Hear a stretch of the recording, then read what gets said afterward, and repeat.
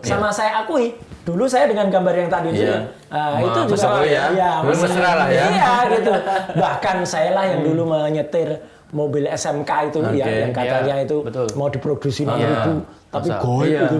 Ya, dulu kan termasuk dalam tanda kutip salesnya ini Mas Roni. Iya, karena dia nggak naik SMK itu malah dia naik pesawat.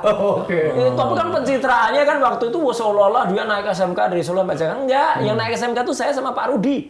FX Rudi Solo. Ya, itulah saksi sejarahnya. Dan kami nungguin itu di Balai Uji Serpong emisi dari mulai tidak lulus sampai dengan lulus. Jadi kami waktu itu serius ingin membantu itu loh supaya SMK ini benar jadi. Ternyata dikibulin.